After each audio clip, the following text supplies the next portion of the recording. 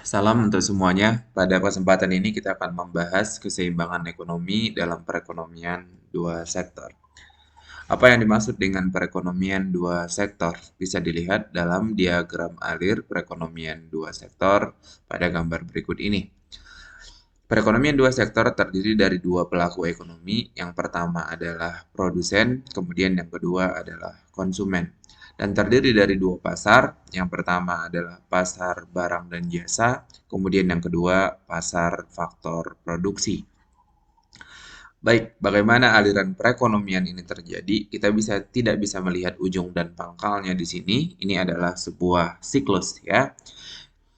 Kita bisa mulai dari pembahasan dari rumah tangga produsen yang melakukan kegiatan namanya kegiatan produksi. Kegiatan produksi ini membutuhkan sumber daya yang disebut dengan faktor produksi.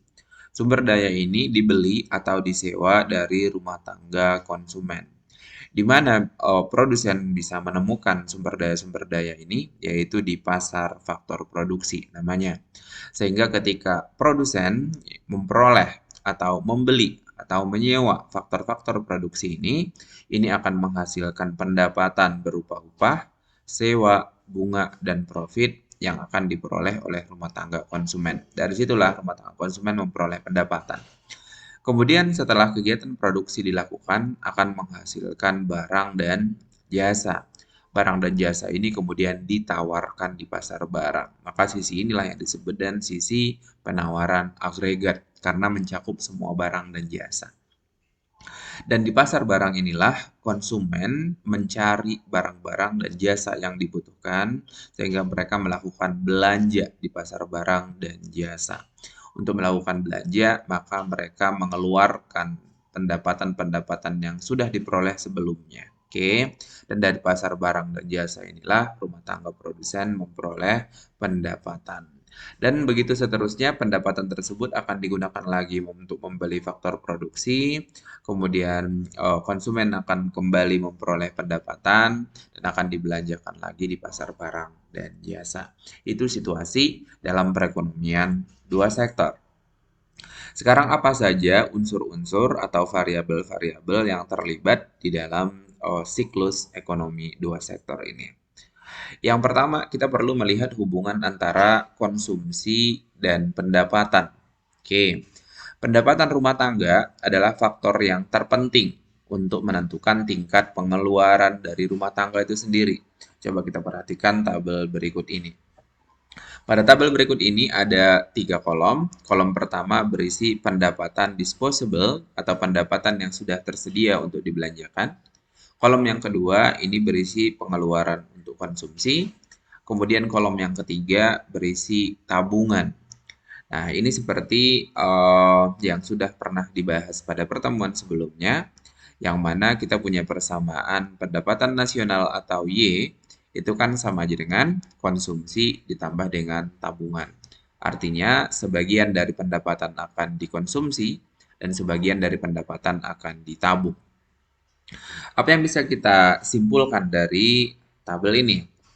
Yang pertama, pada pendapatan yang rendah, rumah tangga mengambil tabungan. Untuk apa? Untuk digunakan melakukan konsumsi. Karena pada pendapatan yang rendah maupun pendapatan yang tinggi, rumah tangga itu tetap butuh untuk melakukan konsumsi dalam memenuhi kebutuhannya. Ini berarti rumah tangga harus menggunakan harta atau tabungan masa lalu untuk membiayai konsumsi.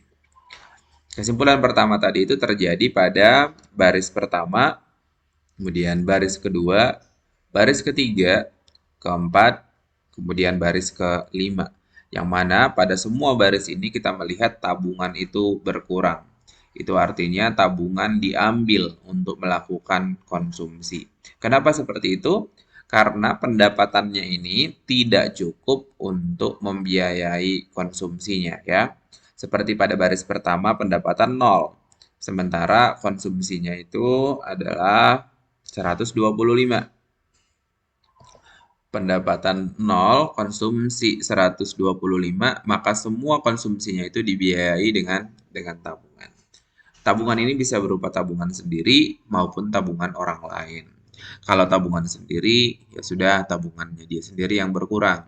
Tetapi kalau tabungan orang lain yang berkurang, ini artinya sebenarnya adalah utang ya, utang kepada orang lain. Dan akhirnya pada baris kelima, pendapatan itu sudah 400, sudah cukup besar. Tetapi konsumsinya 425, ini masih kurang untuk memenuhi konsumsi. Sehingga masih harus ada pengurangan tabungan atau pinjaman atas tabungan orang lain sebesar 25. Akhirnya tabungan berkurang senilai 25. Kesimpulan yang kedua, kenaikan pendapatan. Perhatikan, kenaikan pendapatan itu menaikkan juga pengeluaran konsumsi ternyata. Kemudian sisa dari pertambahan pendapatan tersebut itu ditabung. Kenaikan pendapatan menghasilkan kenaikan pengeluaran. Coba kita lihat, ketika pendapatan itu 0, ternyata pengeluaran atau konsumsi 125. Sekarang pendapatan naik menjadi 100, ini bertambah 100. Ternyata pengeluaran konsumsi juga ikut naik dari 125 menjadi 200, ini bertambah 75. Selanjutnya, ketika pendapatan naik lagi dari 100 naik menjadi 200, ini kan bertambah 100. Apakah konsumsi juga ikut naik? Ya, konsumsi juga masih naik lagi dari 200 menjadi 275. Ini bertambah lagi 75 dan seterusnya. Ini adalah kesimpulan yang kedua. Ternyata di tren kehidupan atau belanja seseorang itu, kalau pendapatannya naik, maka pengeluarannya juga biasanya ikut naik. Walaupun kalau kita lihat dari tren ini, kenaikan pendapatan memang lebih besar daripada kenaikan konsumsi. Baik, kesimpulan yang ketiga, pada pendapatan yang tinggi, rumah tangga itu sudah mampu untuk menabung. Jadi tidak lagi mengurangi tabungannya. Hanya pada pendapatan yang tinggilah rumah tangga itu sudah bisa menyisihkan sebagian pendapatannya untuk menabung. Ini informasi yang ketiga. Bagaimana situasinya? Situasi ini bisa kita lihat pada baris ke 1, 2, 3, 4, 5, 6, 7 ya. Mulai dari baris ke-7, kemudian 8, 9, 10, dan 11. Pada baris ke-7, pendapatannya sudah 600, sementara belanjanya atau konsumsinya hanya 575. Maka dalam situasi ini, pendapatan itu masih tersisa 25, dan 25 ini akan ditabung. Baris ke-8, pendapatannya 800, konsumsinya hanya 650, maka masih tersisa 50 untuk ditabung. Kemudian pada baris ke-9, pendapatannya 800, pengeluaran konsumsi hanya 725, sehingga masih tersisa 75 untuk ditabung. Jadi pendapatan yang lebih besar daripada konsumsi inilah yang kita sebut tadi dengan pendapatan yang tinggi ya, pendapatan yang kondisi sudah tinggi. Sementara pendapatan yang masih lebih rendah daripada konsumsi ini masuk kategori pendapatan yang relatif rendah. Kalau ini pendapatan yang tinggi karena sudah bisa melakukan kegiatan nabung. Oke, kita sudah dapat 3 kesimpulan berarti. Yang pertama tadi, ketika pendapatan itu rendah, maka konsumen menggunakan tabungan untuk melakukan konsumsi. Kemudian yang kedua, ketika pendapatan bertambah, ternyata konsumsi juga ikut bertambah. Kemudian kesimpulan yang ketiga, ketika pendapatan itu tinggi, maka sebagian dari pendapatan itu sudah bisa untuk ditabung. Baik, apa konsekuensi dari 3 kesimpulan tadi? Konsekuensi yang pertama, kita bisa menemukan variabel baru, yaitu kecenderungan untuk mengkonsumsi. Yang pertama, oke. Kecenderungan untuk mengkonsumsi ini ada 2. Yang pertama adalah kecenderungan mengkonsumsi marginal atau MPC. Dan yang kedua adalah kecenderungan untuk mengkonsumsi rata-rata atau EPC. Kita mulai dari kecenderungan mengkonsumsi marginal atau kadang-kadang disebut dengan kecenderungan mengkonsumsi marginal. Apa itu? MPC merupakan perbandingan antara pertambahan konsumsi atau delta C yang dilakukan dengan pertambahan disposable income atau MPC sama aja dengan delta C dibagi dengan delta Y. Ini sama dengan gradien dalam fungsi linier ya. Baik, Kalau kita ambil contoh dari tabel tadi, ya tabel yang sudah kita buat sebelumnya, misalnya kita mundur sedikit sini, kita bisa menghitung MPC. Berdasarkan teori tadi, dia adalah delta C dibagi dengan delta Y. Delta C itu bebas sih, C2 dikurangin C1 ya. Yang penting dia C yang berbeda. Kemudian delta Y-nya adalah Y2 dikurangin Y1. Ini persis seperti rumus gradien kan. Kita bisa ambil sembarang C dan sembarang Y di sini. Yang penting kita konsisten. Misalnya kita ambil ini sebagai Y1-nya, ini Y2-nya, kemudian ini C1, ini C2-nya. Maka C2-nya 275 dan C1-nya 200. Berarti 275 dikurangin dengan 200. Sekarang Y-nya, Y2-nya 200, Y1-nya itu 100. Ini 200, yang ini 100. Oke, 275 dikurangin 200 itu sama aja dengan 75. Kemudian 200 kurangi 100 adalah 100. Maka kita dapat MPC-nya adalah 0,75. Baik, itu MPC sama dengan delta C dibagi dengan delta Y secara matematis. Kalau secara kualitatif berarti maknanya apa? Ini kan menghubungkan antara Y dengan C ya. Secara kualitatif berarti MPC ini ya maknanya adalah ketika Y bertambah Y-nya itu bertambah 1, karakteristiknya Y itu bertambah 1, maka C itu akan bertambah 0,75 gitu. Jadi berapapun pertambahannya Y, maka C akan bertambah senilai 0,75 dari pertambahan Y. Misalnya, berapa MPC ketika Y-nya itu bertambah 100?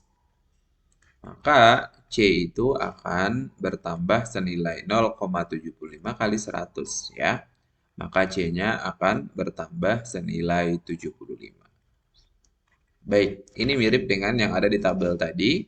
Ketika misalnya ini bertambah 100, kita bisa lihat di sini ya. C-nya itu bertambah 75. Itulah yang dimaksud dengan kecenderungan untuk mengkonsumsi. Jadi kecenderungan untuk mengkonsumsi ini artinya berapa bagian dari pendapatan nasional yang dikonsumsi. Oke, kalau ini sebenarnya bisa kita lihat ya, kalau 75% dari pendapatan nasional yang dikonsumsi, ini mesti 25%-nya itu akan ditabung. Oke. Kita lanjut ke yang kedua. Yang kedua adalah kecenderungan mengkonsumsi rata-rata. Ini merupakan perbandingan di antara tingkat konsumsi dengan tingkat disposable income. Ini mudah untuk dipahami ya. APC itu sama aja dengan perbandingan antara C atau konsumsi dengan Y. Kalau kita ambil lagi dari contoh sebelumnya, maka setiap baris ini mengandung EPC ya, APC atau average atau kecenderungan mengkonsumsi rata-rata. Kalau ini adalah baris pertama, kemudian ini baris kedua, dan ini adalah baris ketiga.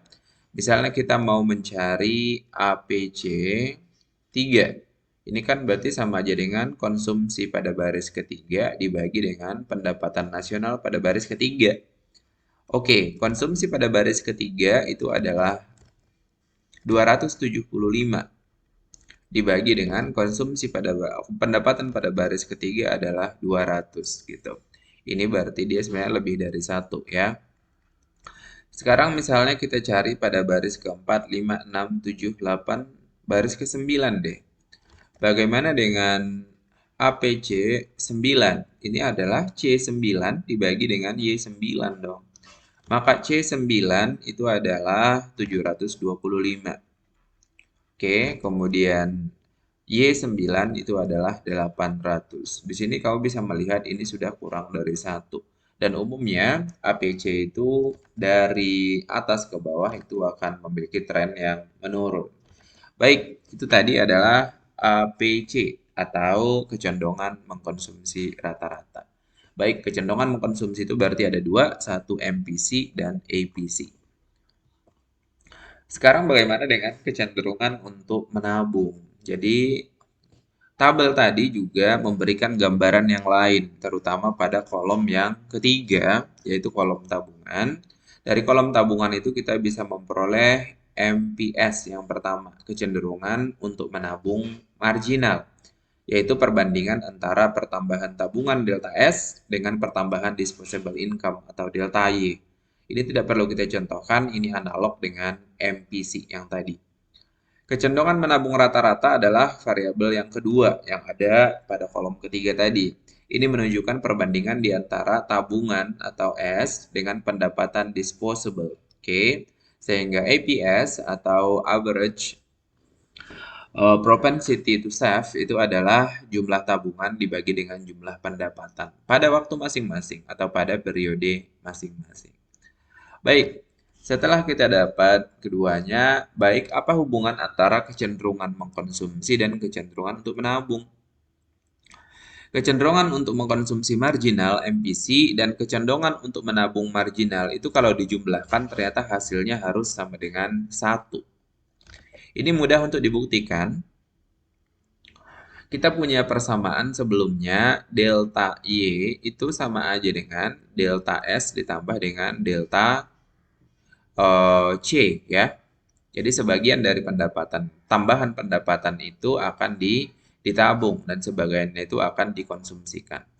Kalau semuanya kita bagi dengan delta Y, kemudian delta S-nya juga kita bagi dengan delta Y, dan delta C-nya juga kita bagi dengan delta Y, maka delta Y yang di sebelah kiri akan sama aja dengan 1. Kemudian delta S bagi delta Y, udah kita dapat sebelumnya ini adalah MPS, rumus dari MPS. Ditambah dengan delta C dibagi dengan delta Y, ini adalah rumus dari MPC. Kalau gitu, kita dapat MPS tambah MPC sama dengan 1. Bagaimana dengan jumlah kecenderungan mengkonsumsi rata-rata MPC? Mohon maaf, ini jumlah kecenderungan mengkonsumsi rata-rata itu EPC ya. Dan kecenderungan menabung marginal rata-rata. Kecenderungan menabung marginalnya hilang ya, rata-rata atau EPS. Ini ternyata jumlahnya juga sama dengan 1. Ini juga mudah untuk dibuktikan. Kita punya persamaan awal Y sama aja dengan C ditambah dengan S. Lagi-lagi kedua sisi kita bagi dengan Y sekarang. Kemudian ini C-nya juga dibagi Y, kemudian S juga dibagi Y. Kita baru aja membahas tadi, Y dibagi Y itu berarti 1. C per S itu tadi, mohon maaf, C per Y itu tadi apa? Ini adalah efisi kan? S per Y apa? Ini adalah EPS. Jadi EPC ditambah dengan EPS, ini hasilnya adalah 1. Baik, setelah kita membahas apa itu MPC dan apa itu EPC, kemudian apa itu MPS, dan kemudian apa itu APS, kita sudah bisa membuat yang pertama fungsi konsumsi. Apa itu fungsi konsumsi? Yaitu suatu fungsi yang menggambarkan sifat hubungan antara tingkat konsumsi rumah tangga dalam perekonomian dengan pendapatan nasional. Jadi basically, fungsi konsumsi adalah relationship antara pendapatan nasional dengan konsumsi. Bahasa lainnya, bagaimana pendapatan nasional ini mempengaruhi konsumsi. Dengan kata lain, kalau pendapatan nasional naik, konsumsi gimana? Apakah naik juga atau turun?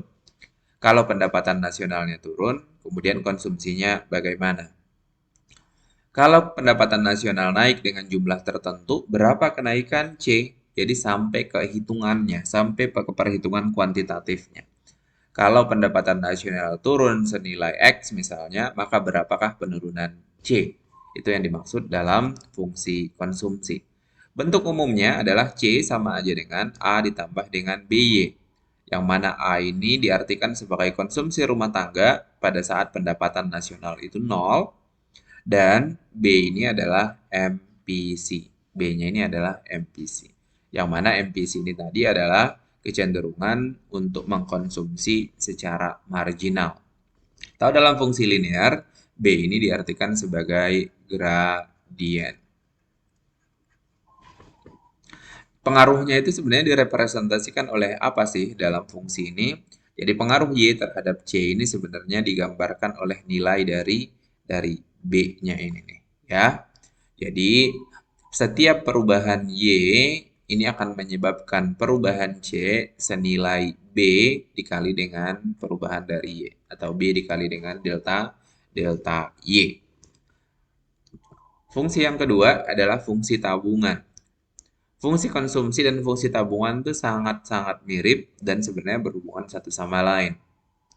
Fungsi tabungan bentuk umumnya S sama dengan minus A ditambah dengan 1 min BY. Kalau kita tulis fungsi konsumsi di bawahnya, C sama aja dengan A ditambah dengan B dikali dengan Y. Apa hubungan antara keduanya? Yang pertama, A tadi didefinisikan sebagai jumlah konsumsi ketika pendapatan sama dengan 0. Kalau gitu, negatif A itu adalah jumlah tabungan juga ketika pendapatan sama dengan 0. Kita mungkin bertanya, kalau pendapatan 0, konsumsi duitnya dari mana? Konsumsinya kan sebanyak A, ternyata dari tabungan. Itu kenapa tabungannya jadi minus A. Karena ketika pendapatan sama dengan 0, uang tabungan senilai negatif A inilah yang digunakan untuk mengkonsumsi barang dan jasa sebesar A. Gitu. Sekarang apa itu 1 minus B atau 1 kurang B? B itu tadi adalah MPC. Kalau gitu 1 minus B ini sebenarnya adalah MPS. Dapat dari mana? Kita punya persamaan sebelumnya bahwa MPC ditambah dengan MPS sama dengan 1, kan? Kalau gitu MPS berarti sama dengan 1 min MPC. Setiap kali ketemu 1 min MPC boleh kita ganti dengan MPS. Yang mana MPC ini tadi dilambangkan dengan B, kan? Oke, so fungsi tabungan ini sebenarnya kalau kita tulis ulang S sama dengan min A ditambah dengan MPS kali dengan Y. Yang mana MPS-nya itu sama aja dengan 1 min B ya. Oke, ini persamaannya. Kita lanjut. Sekarang bagaimana dengan investasi dan fungsi investasi? Pengertian investasi itu apa dulu? Investasi sering dikenal dengan nama penanaman modal. Investasi merupakan komponen kedua yang menentukan pengeluaran agregat.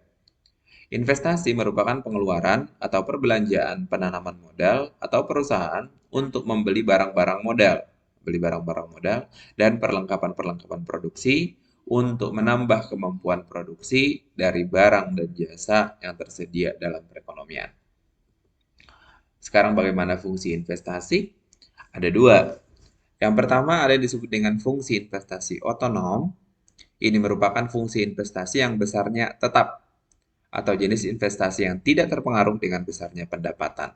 Bentuk umumnya I sama dengan K. Contohnya, investasi sama dengan 100. Jadi nggak ada unsur Y di sebelah kanan nih.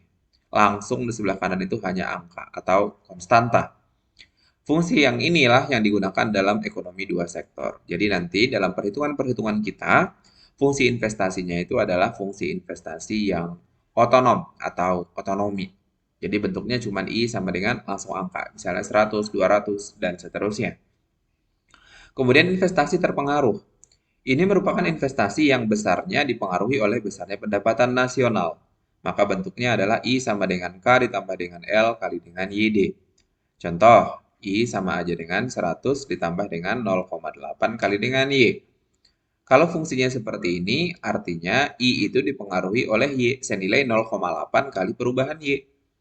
Tapi ini tidak kita gunakan dalam pembahasan kali ini. So, kita sudah punya 3 fungsi tadi. Yang pertama, kita sudah punya fungsi konsumsi. Yang kedua, kita sudah punya fungsi atau bentuk dari fungsi tabungan. Dan kita juga sudah punya fungsi investasi. Yang mana C dan S ini bergantung kepada Y, sementara I ini tidak bergantung kepada Y. Sekarang kita bisa membuat persamaan untuk keseimbangan perekonomian negara. Dalam perekonomian dua sektor, keseimbangan perekonomian negara tercapai apabila ada dua kondisi, ada dua syarat. Yang pertama, ketika pendapatan nasional sama dengan konsumsi dan investasi atau Y sama dengan C ditambah dengan I. Ini kondisi pertama keseimbangan perekonomian dua sektor. So, kapanpun ketemu soal atau kasus yang berhubungan dengan keseimbangan perekonomian negara, maka rumus pertama ini bisa digunakan. Atau bisa menggunakan rumus yang kedua, yaitu rumus investasi sama dengan tabungan. I sama dengan S. Rumus yang kedua ini disebut dengan pendekatan kebocoran. Jadi S itu disebut dengan kebocoran. Kenapa kebocoran? Karena S ini menyebabkan pendapatan itu bocor, tidak mengalir ke pasar barang, tidak digunakan untuk konsumsi, tidak digunakan untuk belanja. Maka S ini disebut kebocoran. Dan suntikan atau injeksi.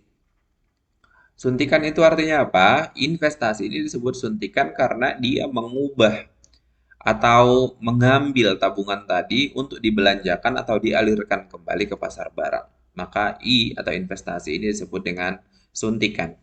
Selama I sama dengan S, berarti semua tabungan itu dibelanjakan di pasar barang. Tetapi kalau I-nya itu kurang dari S, nah, maka tidak akan terjadi keseimbangan. Karena ada sebagian dari tabungan ini yang tidak mengalir ke pasar barang. Sehingga di pasar barang nanti agregat supply itu akan lebih dari agregat demand. Permintaan akan kurang karena sebagian uang itu bocor menjadi tabungan. Baik, kita udah punya rumus. Rumus yang pertama, rumus keseimbangan pertama adalah Y sama dengan C tambah I. Kemudian rumus keseimbangan yang kedua, I sama dengan S. Kita mungkin bisa mencari keseimbangan dengan tabel, seperti contoh di bawah ini. Contoh angka keseimbangan pendapatan nasional dalam triliun rupiah. Ada 6 kolom. Kolom yang pertama adalah pendapatan nasional. Kolom yang kedua adalah tren untuk konsumsi. Kolom yang ketiga adalah tabungan. Kolom yang keempat itu nilai investasi. Kolom yang kelima adalah pengeluaran agregat atau agregat demand. Kemudian kolom yang terakhir adalah keadaan ekonomi. Ini adalah kolom yang keenam. Ini tadi kolom kelima harusnya ya. Di kolom pertama, baris pertama, kita lihat pendapatan nasional adalah 0. Tetapi konsumsi tetap ada. Walaupun pendapatan nasional 0, orang tetap harus memenuhi kebutuhannya. Konsumsi senilai 90. Karena pendapatan tidak ada, maka konsumsi ini harus dibiayai dari tabungan. Sehingga tabungan berkurang senilai 90. Investasi pada situasi ini adalah 120. Ingat, investasi tadi tidak terpengaruh oleh pendapatan nasional. Maka investasi nilainya tetap. Setiap periode investasinya 120. Kemudian, pengeluaran agregat itu tadi penjumlahan antara apa? Penjumlahan antara konsumsi dan investasi. Sehingga pengeluaran agregatnya atau agregat demand-nya adalah 90 tambah 120, yaitu 210. Kondisi ini disebut dengan kondisi ekspansi. Kenapa bisa begitu? Karena permintaan itu jauh lebih besar daripada produksi atau penawaran. Kalau permintaan 210, sementara penawaran masih 0, itu artinya masih banyak kesempatan untuk melakukan produksi. Atau masih ada kesempatan untuk menambah jumlah produksinya. Penambahan jumlah produksi inilah yang disebut dengan ekspansi. Mari kita lihat pada baris berikutnya. Baris pertama, 2, 3, 4, 5, 6. Langsung ke baris ke-7 aja deh. Baris ke-7. Sini nih. Baris sebelum ekonomi mengalami keseimbangan. Pada baris ke-7, pendapatan nasional sudah lumayan besar, 720. Kemudian konsumsinya 630. Pendapatan nasional itu di atas nilai konsumsi, ya. Kemudian tabungannya itu sudah 90. Investasi masih 120. Pengeluaran agregat tadi adalah penjumlahan antara konsumsi dan investasi. 630 tambah 120 sama dengan 750. Permintaan agregat 750 masih lebih besar daripada penawaran agregat 720. Maka kondisi ini masih ekspansi. Tapi pada baris ke-8, itu ternyata pendapatan nasional 80, sementara pengeluaran atau permintaan agregat juga 80. Ini adalah kondisi keseimbangan. Maka pada baris berikutnya, baris ke-9, ketika pendapatan nasional 960, sementara konsumsi 810, tabungan 150, investasi 120, kita peroleh nilai permintaan agregat atau pengeluaran agregat senilai 810 ditambah dengan 120. Nilainya adalah 930. Pada saat ini, permintaan itu sudah lebih rendah daripada penawaran. permintaannya itu hanya 930, sementara yang ditawarkan 960. Ini adalah kondisi di mana sudah terjadi kontraksi. Apa itu artinya? Perusahaan seharusnya sudah mulai mengurangi produksinya karena barang yang ditawarkan sudah lebih banyak daripada barang yang diminta. Oke, ini salah satu teknik. Ini kayak teknik trial error ya jadinya untuk menemukan keseimbangan ekonomi. Keseimbangan ini juga bisa dicari dengan menggunakan persamaan di atas, yaitu persamaan pertama dan persamaan yang kedua. Jadi bisa dihitung secara matematis. Persamaan yang pertama yaitu Y sama dengan C tambah I. Persamaan yang kedua adalah I sama dengan S. Dari tabel di atas, tabel ini coba kita hitung pendapatan nasional keseimbangan dengan menggunakan cara aljabar atau rumus yang udah kita dapat tadi. Yang pertama, pendekatan Y sama dengan C ditambah dengan I. Dari tabel di atas, kita bisa dapat fungsi C bentuk umumnya tadi sama dengan A ditambah dengan BY. Kemudian fungsi I sama dengan K. Fungsi Y-nya dulu, mohon maaf, fungsi C. Yang C-nya ini, ya. Fungsi C tadi adalah A ditambah dengan BY. A itu adalah konsumsi ketika pendapatan sama dengan 0. Berapa konsumsi ketika pendapatan sama dengan 0? Ini pendapatan sama dengan 0, ternyata konsumsinya adalah 90. Maka kita bisa masukkan C sama aja dengan 90 A-nya. Ditambah dengan B-nya berapa? B itu adalah tambahan pendapatan ketika terjadi, mohon maaf, tambahan konsumsi ketika terjadi tambahan pendapatan. Ketika tambahan pendapatannya itu adalah 0 sampai 120. 120 tambahan konsumsinya adalah 90 ya. Maka kita bisa bagi 90, ini akan adalah delta C, ini adalah delta Y. Maka dia adalah delta C dibagi dengan delta Y. 90 bagi dengan 120, berarti 0,75. Maka kita bisa dapat B-nya ini adalah 0,75 kali dengan Y. Dapat si C-nya ini dapat. Sementara investasinya tadi tetap investasi 120. Baik, kita masukkan ke persamaan Y sama dengan C tambah I. C-nya sama aja dengan 90 tambah 0,75 Y. Kita masukkan 90 tambah 0,75 Y. Kemudian I-nya ini sama aja dengan 120. Berarti ditambah 120. Kita otak-atik. Y-nya semuanya kita pindah ke sebelah kiri sehingga menjadi Y sama dengan, mohon maaf, Y dikurangi 0,75 Y. Kemudian angkanya kita dekatkan 90 tambah 120. Y dikurangin dengan 0,75 Y adalah 0,25 Y. 90 tambah 120 adalah 210. Maka kita bisa pindahkan 0,25 ke sebelah kanan.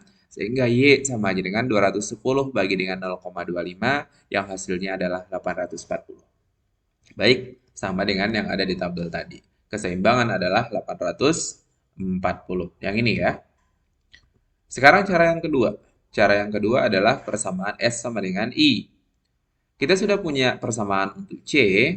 Dari sini kita bisa derive persamaan untuk fungsi tabungan atau S. Bentuk umumnya S sama dengan min A ditambah dengan B. Mohon maaf, ada kesalahan di sini. Kita hapus dulu. Bentuk umumnya S sama aja dengan min A ditambah dengan 1 min B kali dengan Y. S sama dengan min A. A udah ada 90, maka min A adalah min 90. Ditambah dengan 1 min B. B-nya adalah 0,75. 1 dikurangi 0,75, 0,25. Kali dengan Y. Dapat fungsi S-nya. Investasinya apa? Investasinya 120. Maka ini lebih mudah. S sama dengan I, kita masukkan fungsi S-nya dulu di sini. Min 90 tambah dengan 1 dikurangi 0,75 Y. Sama dengan I, maka I-nya sama dengan 120. Lanjut, 0,25 Y sama dengan 120 ditambah dengan 90. Dari mana itu? 1 dikurangi 0,75 kan adalah 0,25. Yang ini. Kemudian 90-nya pindah ke sebelah kanan. Akhirnya kita berakhir juga dengan 0,25Y sama dengan 210, Y sama dengan 210 bagi 0,25, dan Y-nya adalah 840. Oke, hasilnya sama. Baik, kita lanjutkan dengan soal yang pertama. Ini untuk latihan. Teori kita sudah habis. Diketahui sebuah fungsi konsumsi C sama dengan 500 tambah 0,8Y dan investasi otonomnya adalah 750. Ini investasinya. Maka pertanyaan pertama, tentukan pendapatan nasional pada keseimbangan. Kita menggunakan cara matematis saja. Kita kembali ke papan tulis kita, diketahui tadi, ini untuk soal yang pertama. Diketahui suatu fungsi C sama aja dengan 500 ditambah dengan 0,8Y. Kemudian investasinya sama dengan 750. Kemudian ditanya Y keseimbangan atau Y equilibrium itu berapa? Kita mulai dengan rumus yang pertama. Y equilibrium bisa diperoleh dengan rumus Y sama aja dengan C ditambah dengan I. Maka Y sama aja dengan C-nya udah ada fungsinya, yaitu 500 ditambah dengan 0,8Y tambah I. I-nya itu adalah 750. Masukkan 750. So, Y sama aja dengan 500 tambah 750 ini bisa nggak? Bisa ya. Ini sama dengan 1250 ditambah dengan 0,8Y. Di sebelah kiri ada Y, sebelah kanan juga ada Y.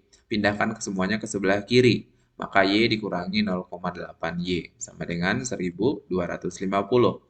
Y dikurangi 0,8Y, 0,2Y. Ini sama dengan 1250. Maka kita berakhir dengan Y sama dengan 1250 bagi 0,2.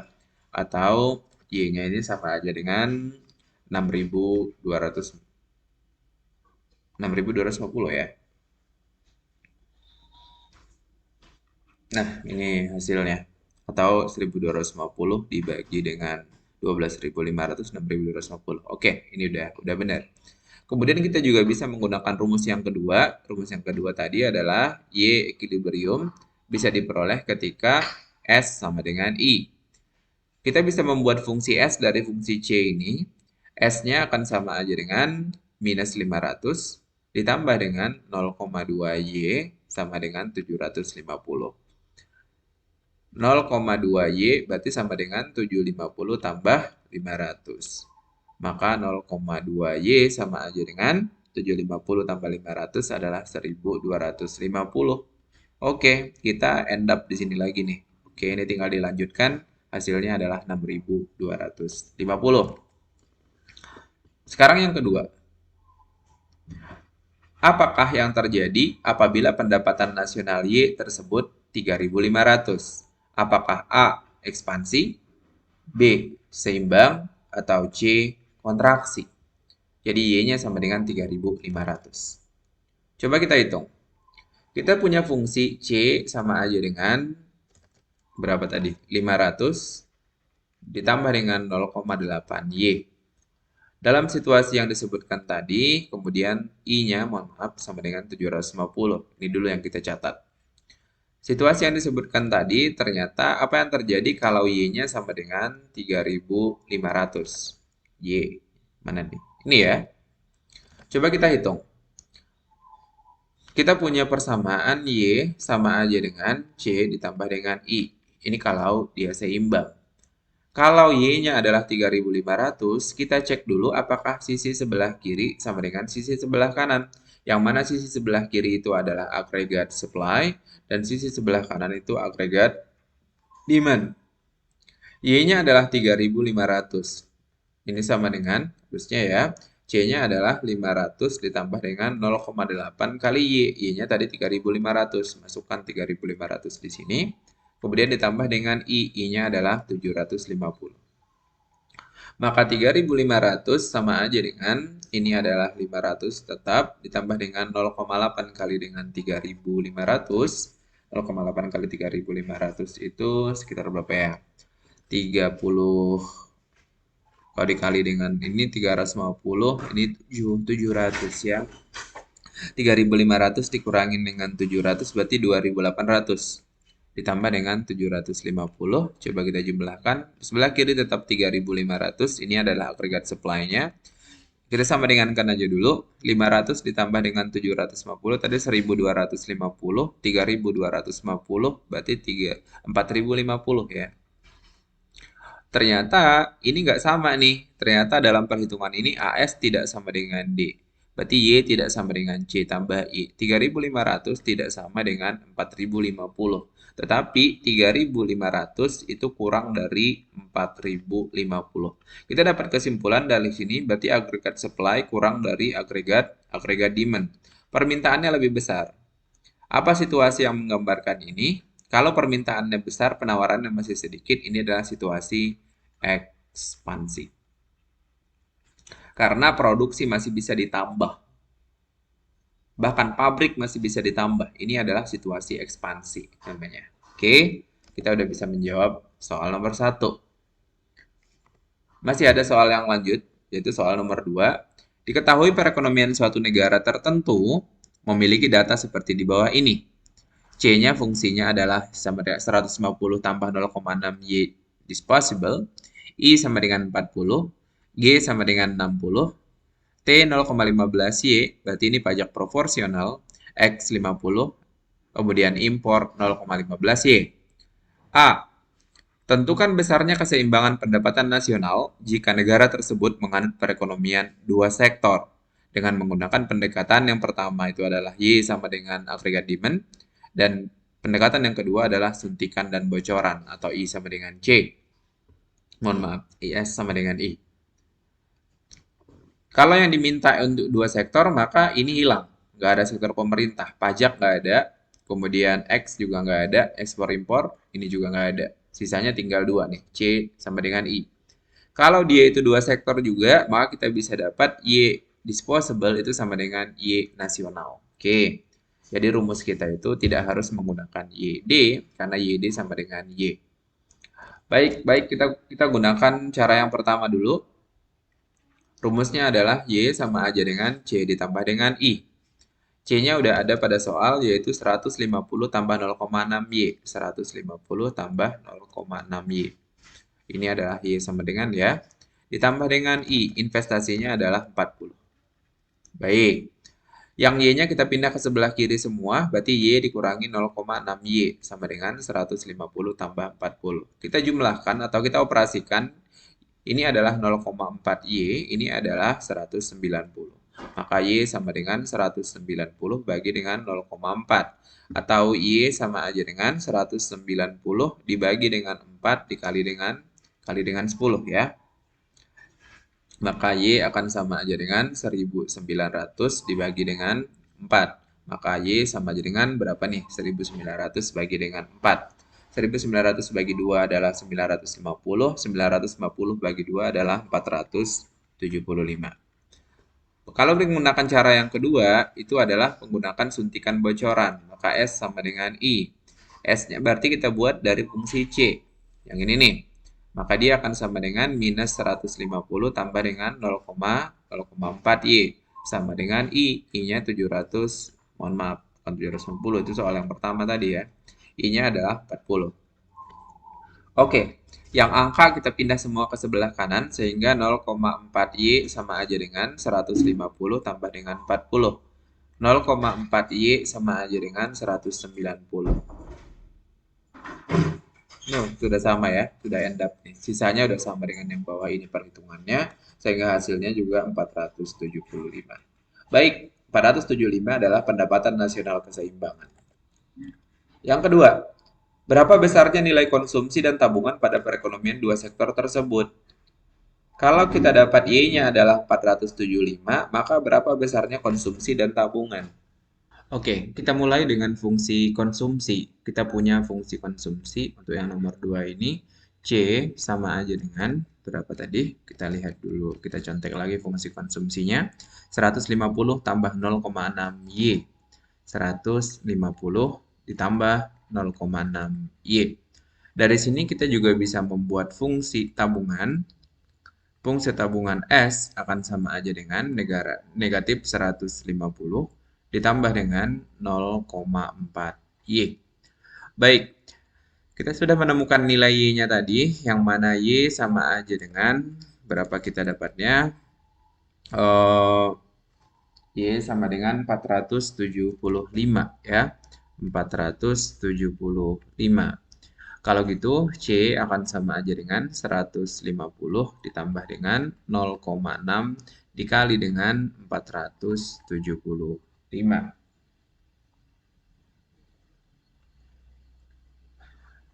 C sama dengan 150 ditambah dengan 0,6 kali 475 dapatnya 285 ya. Maka C sama aja dengan 150 tambah 285 ini akan sama aja dengan kita tambahkan ya 150 435. Ini adalah konsumsi ketika pendapatan nasional 475. Sekarang bagaimana dengan tabungan? Tabungannya S sama dengan minus 150 ditambah dengan 0,4 dikali dengan Y-nya tadi 475. S sama dengan minus 150 tambah dengan 0,4 kali dengan 475 ya. 475 dikali 0,4. Hasilnya adalah 190. Maka S sama dengan 190 kurang 150 sama dengan 440. Atau S juga bisa diperoleh dari persamaan S kan sama dengan Y dikurangin dengan C. Ini diturunkan dari persamaan Y sama aja dengan C ditambah dengan S kan. Maka kita bisa dapat dari sini S sama dengan Y kurang C. Sebelumnya kita sudah dapat C adalah 435 dan Y-nya itu 475. Sebenarnya S juga bisa diperoleh dengan Y-nya adalah 475 dikurangin dengan 435. Maka S sama aja dengan 40 juga. Baik, sama hasilnya ya. So, kalau kita mau melihat apakah hasil kita sudah benar atau belum, kita juga bisa substitusi ulang S dan C yang kita peroleh ke Y sama aja dengan C ditambah dengan S. Oh, ini sama dengan ya. Maka ini sama aja dengan C-nya adalah 435 ditambah dengan S-nya adalah 40. Maka hasilnya adalah 475. Baik, sama hasilnya. Oke, itu untuk soal nomor 2. Kita lanjut ke soal terakhir, yaitu soal nomor 3. Dalam perekonomian dua sektor, fungsi konsumsi adalah C sama dengan 10 tambah 0,8 Y. Seterusnya, dimisalkan jumlah investasi adalah 30 dalam triliun rupiah. Berdasarkan permisalan-permisalan di atas, lengkapilah tabel berikut ini. Kolom untuk pendapatan nasional atau Y sudah ada. Awalnya itu pendapatan 0 di baris pertama, di baris kedua pendapatan itu 50, di baris ketiga 100, baris keempat itu 150, dan baris kelima 200. Dari sini kita bisa melihat bahwa pendapatan nasional itu bertambah secara konstan. Ini bertambahnya 50, bertambah lagi sini ke sini bertambah 50, naik lagi 50, kemudian terakhir naiknya juga 50 gitu. Sekarang kita isi C terlebih dahulu. Di dalam soal sudah ada persamaan C sama aja dengan 10 tambah 0,8 Y. Kalau kita buat bentuk umum dari fungsi konsumsi, C sama aja dengan A ditambah dengan BY. Sementara di soal disebutkan C sama aja dengan 10 tambah dengan 0,8 Y. Dari informasi ini kita bisa dapat A berarti sama dengan 10, kemudian B-nya adalah 0,8. Dan B itu adalah MPC. MPC-nya adalah 0,8. Kalau MPC-nya 0,8, maka MPS-nya mesti 0,2. Oke. Sekarang kita bisa mengisi C dengan menggunakan informasi MPC dan informasi tentang A. Kita mulai dari A dulu. A definisinya adalah jumlah konsumsi ketika Y sama dengan 0. Karena A-nya sama dengan 10, maka jumlah konsumsi ketika Y sama dengan 0 itu adalah 10. Kemudian MPC adalah pertambahan konsumsi setiap kali pertambahan Y. Atau dengan kata lain, kalau Y-nya bertambah senilai 50, maka C-nya mesti bertambah 0,8 kali 50. 0,8 kali 50 adalah 40. Maka C-nya bertambah sebanyak 40. 40 tambah 10 adalah 50. Ini juga bertambah 40, berarti 90. Ini bertambah 40, berarti 130. Bertambah 40 lagi, berarti 170. Kita cek apakah sudah benar pertambahannya. Ini ke sini adalah 40. Ini ke sini adalah 40, benar. 90 ke 130 juga 40. 130 ke 170 juga 40. Sudah benar ya. Bagaimana dengan tabungan? Tabungannya itu ketika pendapatan sama dengan 0, konsumsi kan 10, maka tabungannya itu adalah negatif 10. Artinya, semua konsumsi ini dibiayai dengan tabungan. Kalau setiap kali pendapatan nasional bertambah 50, konsumsi bertambahnya cuma 40. Yang 10 kemana? Yang 10 mesti menambah tabungan. So, tabungan berarti pertambahannya 10. Negatif 10 tambah 10 itu 0. 0 tambah 10 itu 10. 10 tambah 10, 20. 20 tambah 10, 30. Kalau kita cek pertambahannya ini udah benar 10. Ini juga udah benar 10. 10 dan 10. Oke. C udah terisi, S sudah terisi, I juga sudah terisi. Sekarang kolom terakhir agregat expenditure atau agregat demand. Apa itu agregat demand? Agregat demand itu atau permintaan agregat itu kan penjumlahan antara C ditambah dengan I. I-nya udah ada. I itu konstan 30. Maka agregat demand yang pertama ini adalah 10 tambah 30 sama dengan 40. Yang kedua 50 tambah 30 berarti 80. Yang ketiga 90 tambah 30 berarti 120. Yang keempat 130 tambah 30 160. Yang kelima 40, mohon maaf salah ya. 170 tambah 30 berarti 200. Keadaan ekonominya ada 3. Bisa ekspansi, bisa seimbang, bisa kontraksi. Kalau agregat demand-nya lebih dari agregat supply atau Y, maka dia ekspansi. Sebaliknya kontraksi, kalau dia sama berarti seimbang. Kita lihat baris pertama, agregat demand atau permintaan agregatnya 40. Sementara pendapatan nasionalnya 0. Kalau gitu permintaannya itu jauh lebih besar daripada nilai penawaran.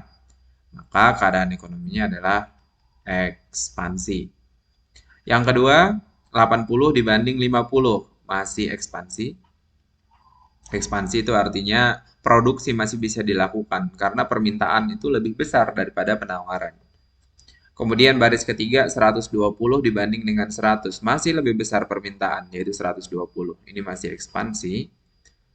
Baris keempat permintaannya 160, penawarannya 150. Masih ekspansi juga.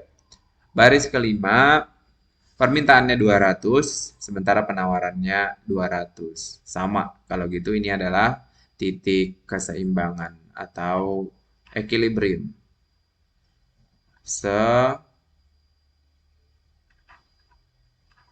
Seimbang.